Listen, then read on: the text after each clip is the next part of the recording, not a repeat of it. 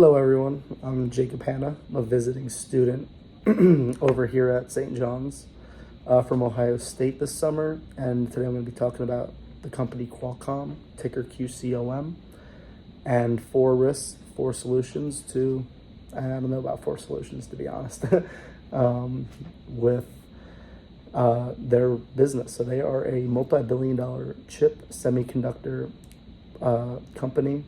They go into your cell phones, new cars, computers, pretty much anything in the 21st century that connects to the internet. They have some sort of semiconductor that is running the operations in the back end.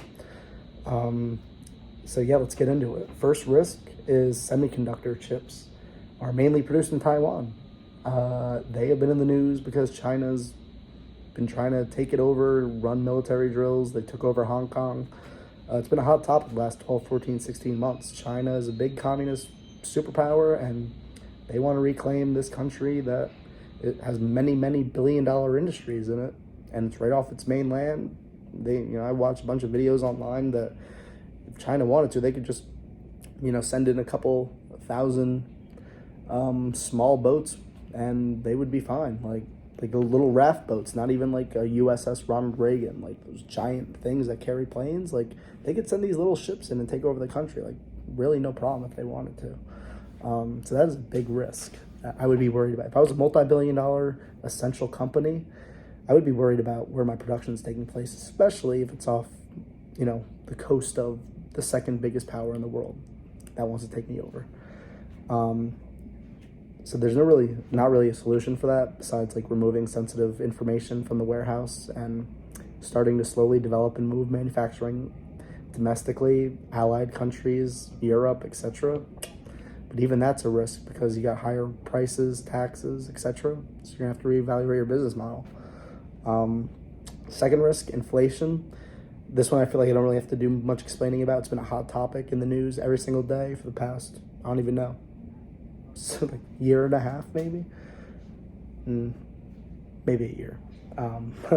But yeah, it's a scary thing because people are spending a lot of money on just essential things like gas, eggs, utilities, etc.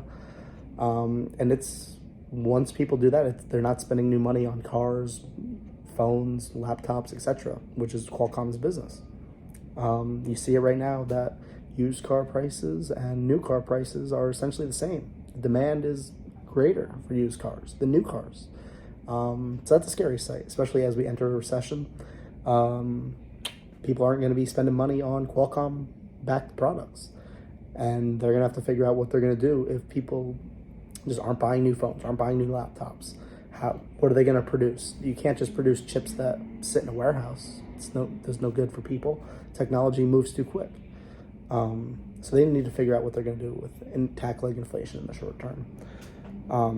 Not really a problem that can be fixed. That's a Federal Reserve natural economics cycle fixing. Third risk is just the competitive nature of the chip manufacturing business. They've had partnerships in the past with Apple, Google, etc.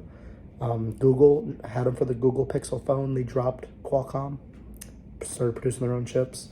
Apple, Qualcomm was huge for the 5G and all of the new iPhones, and Apple said, "Meh, we can make our chips ourselves better for cheaper," and they just dropped Qualcomm. So that's just the nature of the game. They need to figure out how to become more independent, how these systems aren't going to be able to operate. They can't just switch over to a new processing unit. But that's the nature of the game. It's a highly competitive industry. It's going to be cutthroat. They need to figure out a way to make themselves stand out more. Why Qualcomm over, an AMC, an Intel, an NVIDIA? Do you design chips for something that's only they design for? Are you designing something that is, the processing is so much faster than everyone else that it's not even a competition? Well, if you're not doing that, then you're going to get weaved out, which has slowly been happening over the last few years. So yeah, that is, what they're going to do, they need to just stand out more. They need to, what makes Qualcomm so much special than these other couple 10, 12, 15 chip manufacturers. At the moment, nothing really. So they need to figure that out. Last thing, sort of relates to the cutthroat nature of the business. I think they just need to establish a greater domestic presence. They're a United States company, but they do all their producing in Taiwan. I mentioned the risk with that earlier, but just a few days ago, the president passed the CHIPS Act, which is investing millions of dollars in manufacturing chips. And they didn't receive a lot of money out of that. You know, a lot of it went to NVIDIA, Intel, AMC. Like, they just didn't receive a lot of money from that, which is a scary thing because it's an essential. Like, there's not going to be a second CHIPS Act. We need them now, and because they're located in Taiwan, you think the United States government, as much garbage as I give them, they are smart some of the times, and they realize, oh, China is going to take over Taiwan potentially. We don't really have a strong military strategy over there. Let's not pump money into Taiwan right now, and that's what happened. So they need to establish a greater domestic presence. They need to figure out why did this historic CHIPS Act get passed and we didn't receive nearly any money.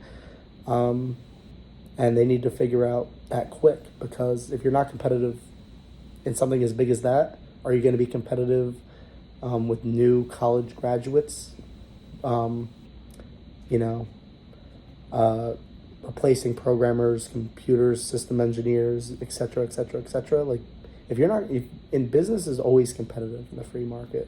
So either if you're not competitive in one facet, then you need to be competitive in others. So they need to really invest in HR, et cetera, because they need to be competitive in this business that is so damn cutthroat. That's all I have to say on that. So those are the 4 issues. We got China, inflation, just domestic presence, which I just hit on, and just the cutthroat nature of the business. It's a highly competitive growth technology industry, and you need to continuously evolve the technology, reevaluate your business plan. And I don't know if Qualcomm is in the best spot for a lot of these issues that I brought up. Taiwan, inflation, these are issues that they can't really fix overnight or at all. So I want to know what you guys think. I've been an investor in Qualcomm for a hot minute, been out of it for a while, but yeah, let me know what you guys think of this company. Catch you in the future.